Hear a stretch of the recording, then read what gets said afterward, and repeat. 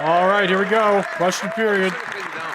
Mr. Speaker, Canadians should be able to eat their fill, but the Inequality Observation Authority said that food insecurity has gone up by 82% in Quebec. And there has been a 116% increase in the number of people going to food banks. 1.7 million Quebecers cannot eat their fill.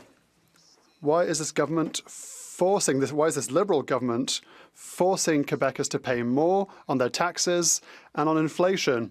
They're feeding bureaucracy instead of feeding their families. I know what Pierre is doing. Secretary of State for Youth and Children and Youth. Merci, Monsieur le Président. Thank you, Mr. Speaker. No parent should have any difficulty in feeding their children. But on this side of the House, we have invested many times in food at school, investing in children, tax cuts for 22 million Canadians. We are investing in affordable housing, which is essential to fight poverty. On this side of the House, we're here for families. On the other side, they vote against these measures every single time. Thank you, Mr. Speaker. Leader of the Opposition. We vote against measures that feed bureaucracy instead of feed families and children, Mr. Speaker.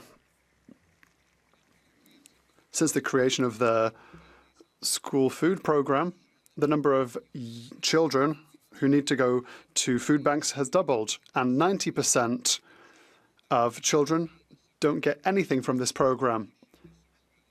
Even if we believe government figures, every time the government spends more, it becomes more expensive in food inflation on top of taxes on food. So why are they forcing Canadians?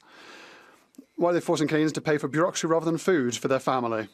The Honourable Leader of the Government in the House. Mr. Speaker, my colleague just talked about the food school program. There's also the childcare benefit. We could talk about automatic benefits. So no bureaucracy when things are automatic.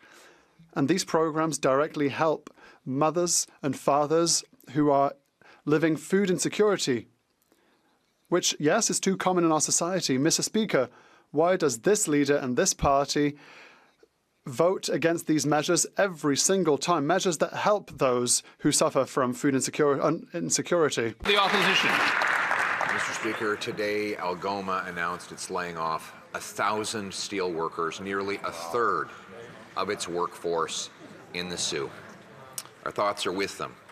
The Prime Minister looked them in the eye and promised he would protect their jobs, that he would negotiate a win, and I quote, have a deal by July 21st, but it was a bait and switch that is costing people their livelihoods. On top of that, Liberals are hammering the steel mill with a higher industrial carbon tax.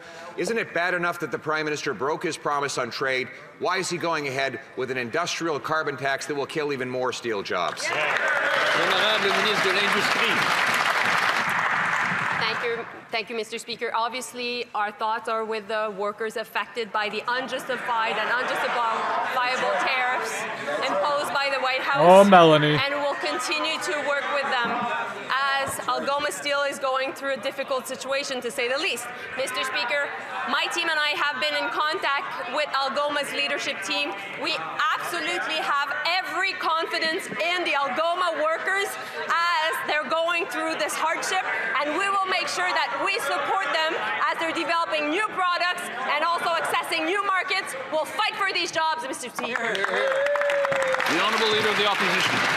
Mr. Speaker, more promises and more Liberal thoughts will not put food on the table of those out-of-work steelworkers. And they're not alone.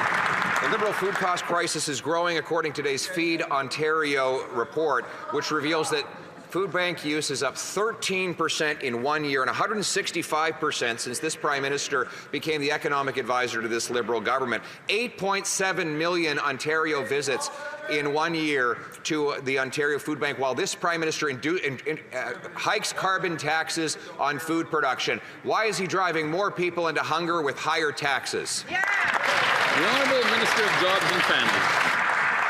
Mr. Mr. Speaker, every step of the way, these Conservatives fight against the supports that Canadian families talk about needing. And in fact, Mr. Speaker, they just asked a question about workers that are facing job losses at Algoma Steel. And yet, Mr. Speaker, when they had a chance to vote for expansion of EI, for easier access, longer duration, and more generous benefits, they voted against it, Mr. Speaker. So how do they in any way have the right to stand up and talk about the needs of Canadians when they stand in the way of the supports that those very Canadians need? The Honourable Leader of the Opposition. The supports that those Canadians want and need is a paycheck, Mr. Speaker.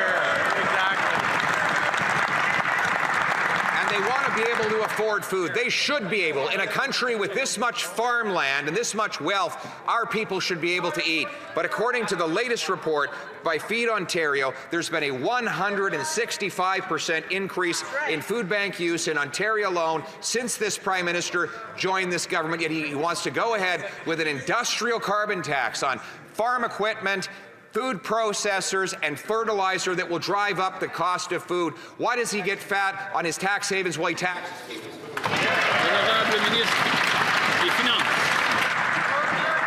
Mr. Speaker, it's amazing to hear the Leader of the Opposition, because the first thing we did is... It is amazing to hear him. That Canadians would have more money in their pocket, Mr. Speaker. We, in fact, reduced taxes for Canadians, 22 million Canadians. But you know what, Mr. Speaker, what's most disturbing for Canadians watching at home? At every step of the way, where we were there for families, where we were there for workers, where we were there for Canadians, they stand in the way, Mr. Speaker. That's the leader who voted against Canadian. On this side of the House, we believe in Canada. We're going to grow this country. We're going to work for families. We're going to protect the worker. We're going to build Canada, Mr. Speaker. The Honourable Leader of the Opposition. Prime Minister didn't just break his promises on food, also on housing. He said he'd double home building. But today, a report out from the Missing Middle shows that housing starts are down 34% across 34 Ontario municipalities. Condo starts down 51%. Yet the Prime Minister goes ahead with a Liberal industrial carbon tax on the steel, aluminum, glass, and other inputs required to build homes. It is a tax on homes, all while he hides his millions of dollars in a Bermuda tax haven. Why does he hide his money abroad while taxing homes here in Canada? The Honourable Minister of Housing and Infrastructure. Solid question. Mr. Speaker, if the Leader of the Opposition and Conservatives actually cared about affordable housing, they would have voted for the budget with $13 billion for affordable housing. Mr. Speaker, they could have voted for $1 billion to fight homelessness and build supportive housing. These Conservatives stalled the first-time home buyers GST break since June. They have no credibility on affordable housing, Mr. Speaker.